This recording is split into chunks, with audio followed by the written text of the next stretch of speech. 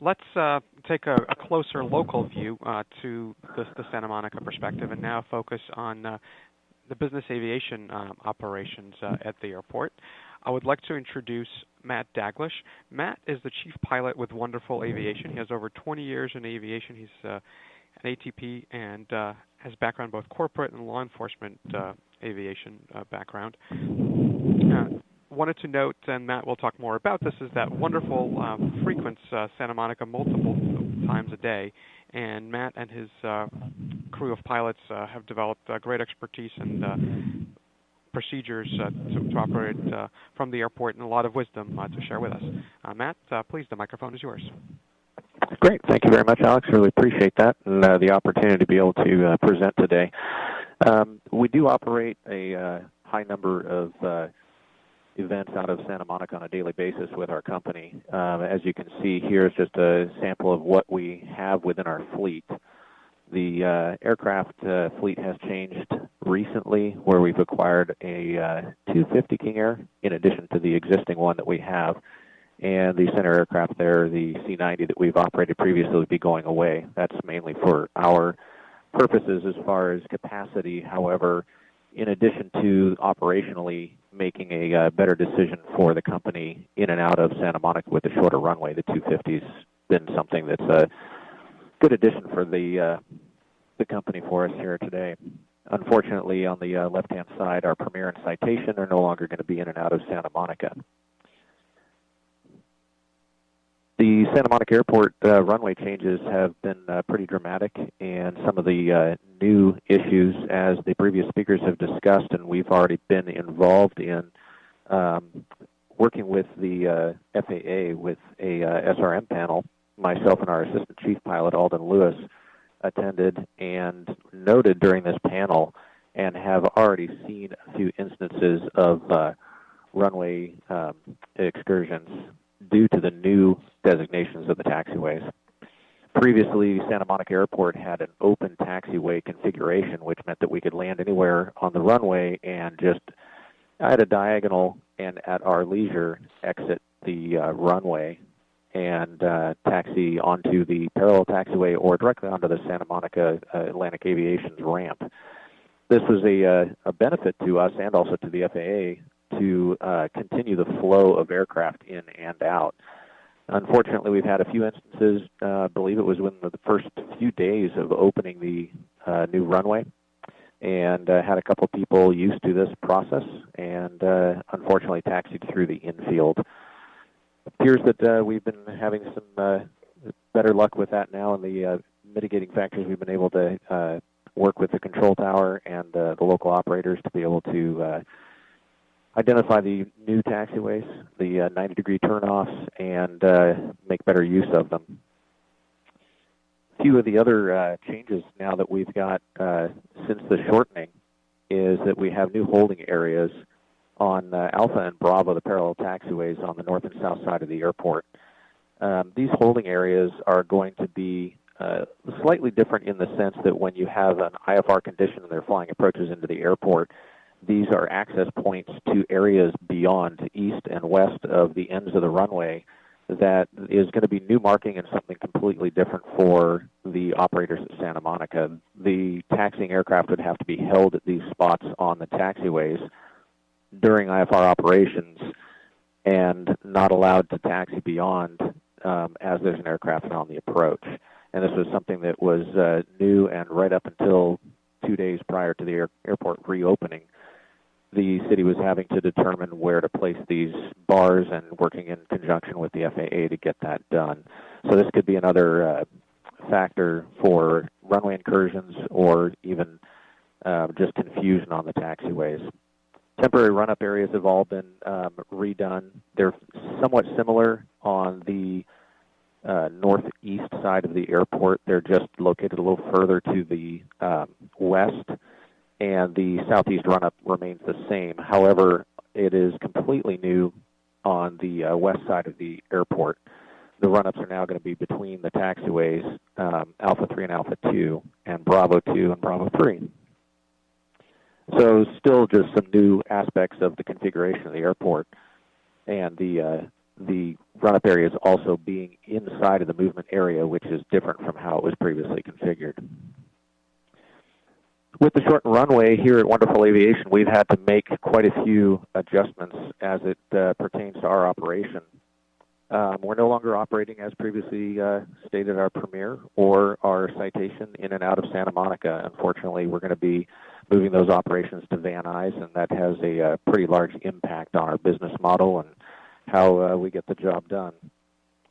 Internally, as the runway was resized, we've now made a decision that the flight department will utilize the location of the PAPIs, which is approximately 1,000 feet down the runway from the new threshold, as a point of reference for the flight crews. And we do fly as two pilot crews in all of our King Airs, using the PAPI location as our go-around point. If the aircraft is not completely on the ground at that point, we will begin a go-around at that point and not push the landing beyond that. As the previous speakers have mentioned, trying to get that smooth landing is pretty much not an option anymore when doing an operation such as this on a shorter runway. One of the other internal things that we've decided to do as well, the PAPI is designed for a 3.5-degree path, and we are going to maintain, as we've been operating in and out of Santa Monica for so many years and are quite comfortable with it, we're continuing to establish a final approach path on a visual approach at 4 degrees, as it has been in the past. And part of that is that we're attempting to maintain a separation for noise reasons and continuing to mitigate that issue. And that gives us the ability to be able to fly the 4-degree path down to 50 feet over the threshold and then make our landing safely prior to the PAPIs as well. The chart that you see on the right is something that we developed internally and is for reference for our scheduling department and gives a good indication of our limitations as we operate now in the King Air 250s, specifically out of Santa Monica. The chart shows 1,000 pounds of fuel. So for us, that's about 40 minutes of flying with a VFR reserve of 30 minutes. The temperatures down the left will indicate the payload on the far right side, and you can tell as Santa Monica may not very often get up towards 40 degrees, but the higher we get, the more restrictive it's going to be. This, for us, theoretically gives us enough gas to leave Santa Monica, fly to Fresno, and have about a 30-minute VFR reserve for ourselves. The flight crews are going to continue to use performance data and charts and the most accurate information based upon the weather and existing circumstances as wet runway or anything else like that that may exist. As far as the airspace and approaches, operations under the Class Bravo, when we're operating VFR, the majority of our operations are VFR. A lot of corporate operators will go in and out IFR even during VMC conditions. We have the ability within our flight department to do either or. It is completely up to the crew. We do utilize a flight risk assessment tool. Crew members are able to decide amongst themselves what the best practice would be and decide whether they go VFR or IFR. Our crews have been able to coordinate with SoCal and participated in the Metroplex restructuring.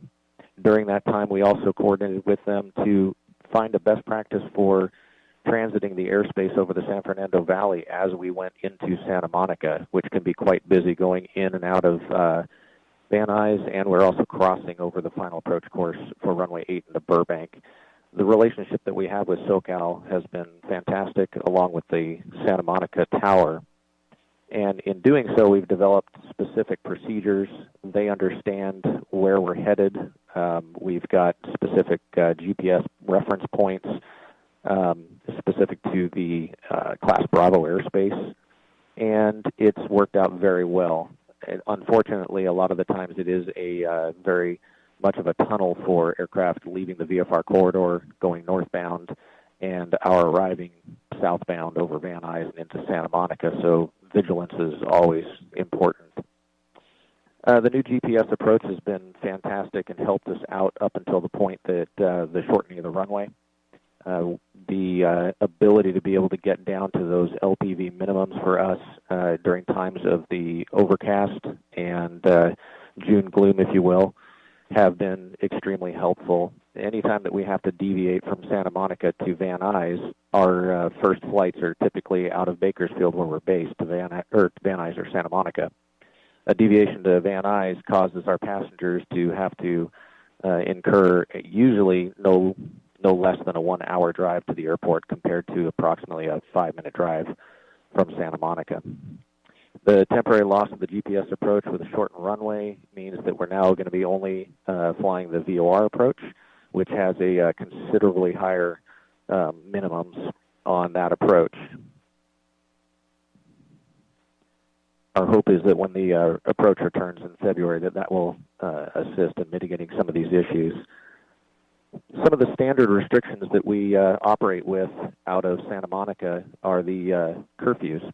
They do have a mandatory night curfew, and the curfew from 11 p.m. to 7 a.m. Monday through Friday, and then 11 p.m. to 8 a.m. on weekends.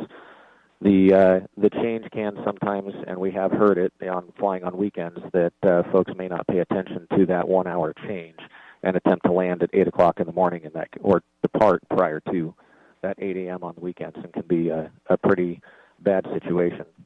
The voluntary night curfew, there are times where you can land, and it is voluntary, but as an operation for Wonderful Aviation, we schedule everything to not leave Bakersfield and head to Santa Monica to not arrive prior to 7 a.m. The majority of our flights, and we've coordinated with the tower and have a good working relationship with them, that quite typically they're making their announcement that the tower is opening and in the same breath clearing us to land because it's 7:01.